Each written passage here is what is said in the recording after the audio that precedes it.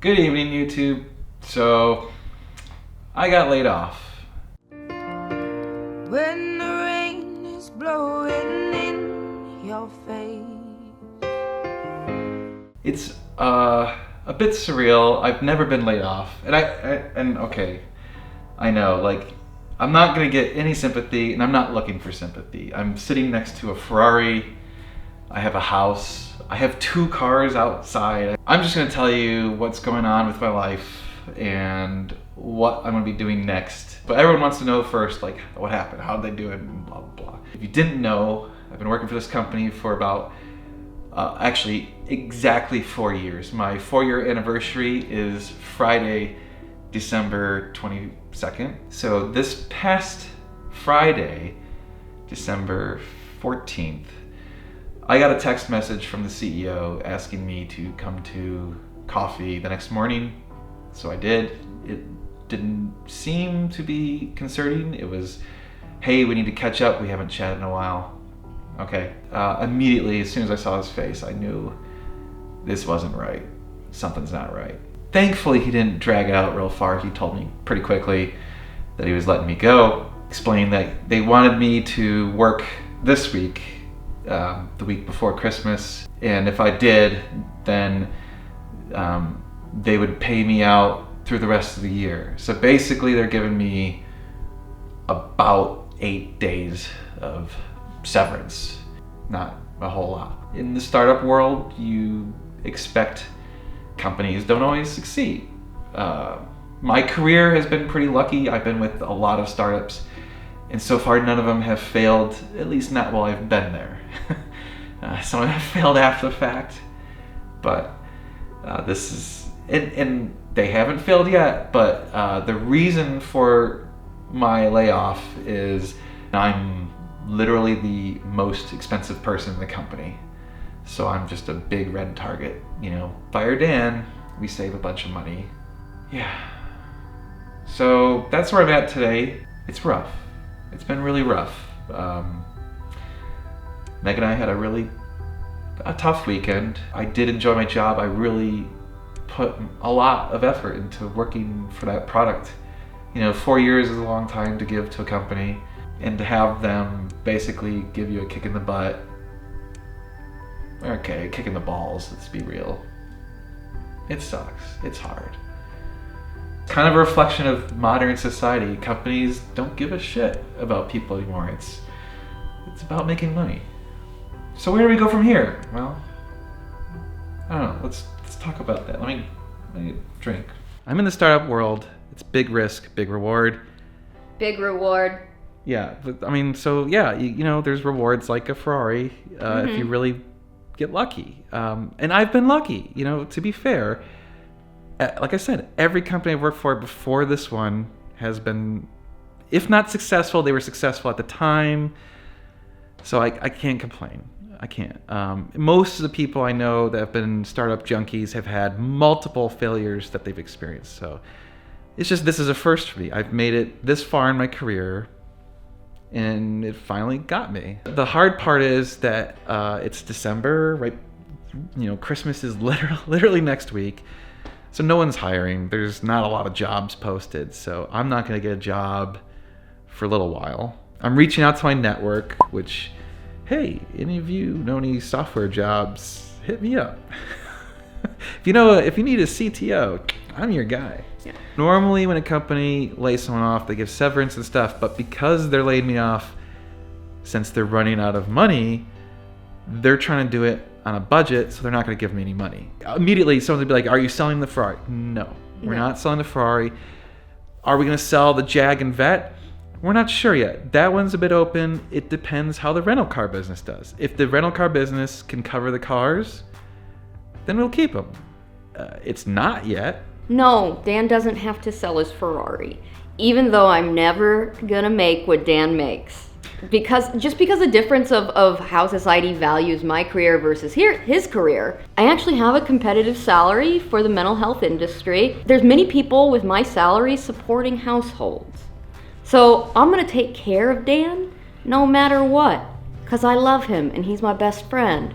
and he's going to be okay. Switched him over to my health insurance today. Another thing that I'm lucky about is I do have a spouse who's employed and has health care. Her salary effectively covers all of our basics.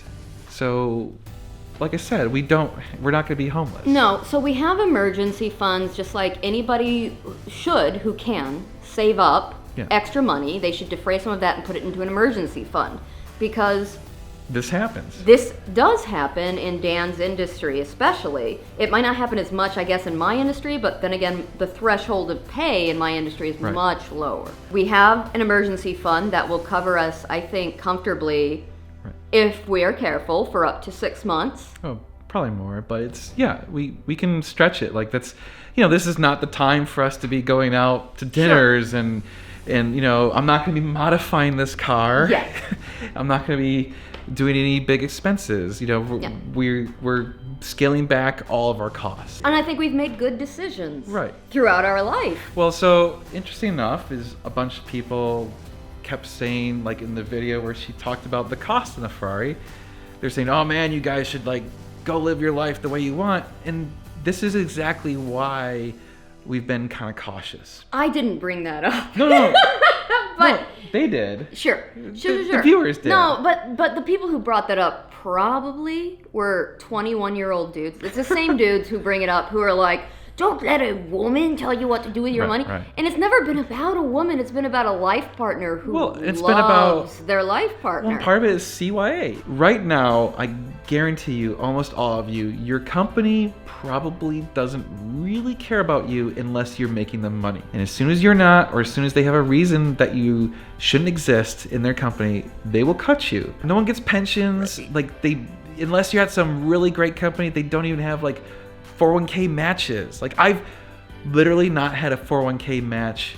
I've not even had a 401k plan in close to a decade.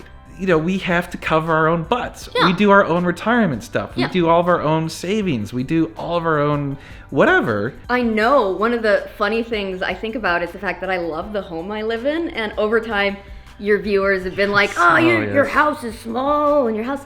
I love my house, and actually...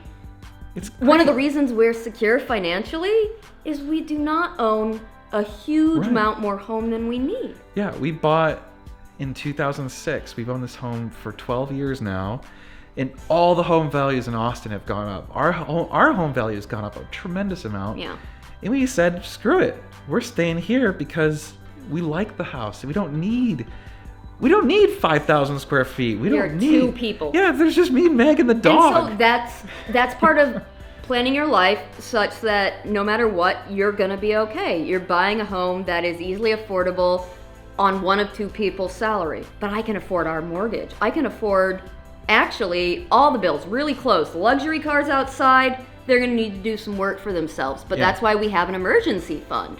And with that emergency fund, we don't have to touch our retirement, because when you take stuff out of retirement, you get a penalty for doing that. The government doesn't like it when you do that, and you'll never get the chance to put that money back into savings and watch it accrue over the course of your lifetime. Dan lives in probably one of the best software markets in the world in Austin. Yeah. I mean, probably better in Silicon Valley, but I certainly don't want to move to California. It's better out there, but then you have to deal with the cost of living. Yeah. So I'm extremely optimistic that Dan is highly employable as a software engineer with a wonderful skill set. In the meantime, I get to take care of Dan for once, even though our entire career, as he has always made double, triple, quadruple the amount of money I have. Plenty of families and households in this country certainly exist on my salary and less, and have multiple children, which blows my mind. We're gonna be okay, and I love you with all my heart and soul.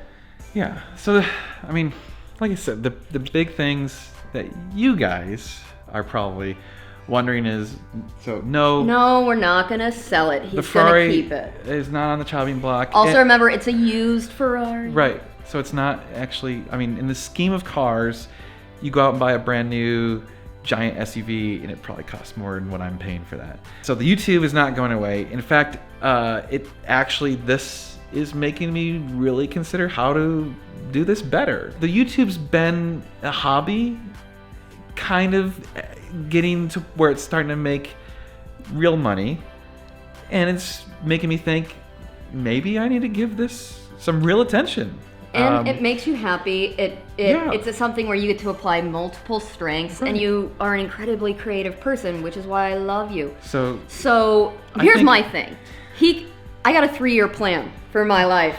I'm the practical, pragmatic person. 3 years, all debt in our life will be paid off except our mortgage, and even then, in 3 years, we'll only have 9 years left on our mortgage or something. Not even, because we're on a 15-year mortgage. But 3 years takes care of pretty much everything else we might have to worry about in terms of debt. And we're young. Dan's in his late 30s, I'm in my mid 30s. I just want him to carry some type of salary for 3 more years, and then he can go off to be an artist and self-actualize. I'll be a creator. Exactly. A creator. I'll create stuff. And I will be, if he's happier for it, I will be happier for it. But I want you guys to know, the Ferrari's not going away. As much as I might have complained about it, I understand how much Dan loves it, how important it is to him, and it beyond even being a material object.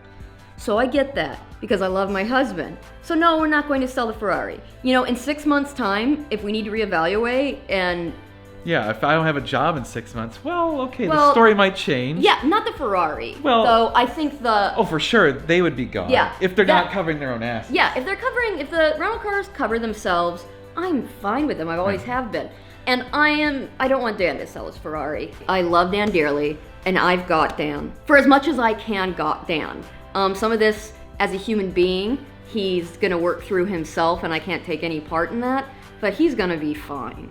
Yeah. And he has a loving wife and loving parents, loving siblings, and a family in-law that loves him. Yeah. So he is a very well-supported man. A couple of people brought up doing Patreon and stuff like that, and I don't want to do that. So, and it's because I don't feel right owning such an extravagance and then asking you guys for money. So I'm not going to do a Patreon. If you guys want to help me out, do something like rent my car, or you want to help me out, spread the word for my YouTube. Drive on demand. Drive on demand or spread my YouTube channel, because I do make money on YouTube channel. It's not much, but it's starting to become a decent amount.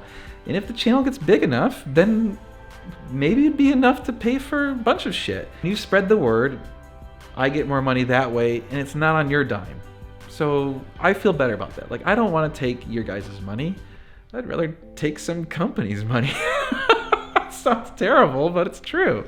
I am also happy to take said company's money. Right, yeah. If you do share, you can still get the is a No Spots Pro thing still. So like stuff like this. So, you know, I'm still working seriously, and I know it's like crazy, but I'm working deals to get you guys more stuff, because I feel like that's one way I've been able to give back to you guys, because you've watched so many hours, like literally millions of hours of viewing my channel. And so to be able to give this stuff away to you guys makes me feel really good. Like, you know, it's the least I can do as a thank you to all of you for watching. So thank you. And thank you. You can win this. So share, subscribe, email me dan+20k@normalguysupercar.com. And I'll be giving that away at 20,000 subscribers. And if you want one now, go buy one from that guy. Go buy one from nospotspro.com. And that sort of stuff helps me out, because then I get these business relationships, right? So I'm working on the big one right now, and hopefully it happens, and you guys will find out if it does. So yeah, I'll be doing car stuff. Don't worry. Stay tuned. It's gonna be sweet. But it will be sweet. I'm gonna go drink some beer now. So thanks for letting me vent to you guys, and we'll see you soon. I'll be in a better mood tomorrow. He will. I promise. All right. See ya.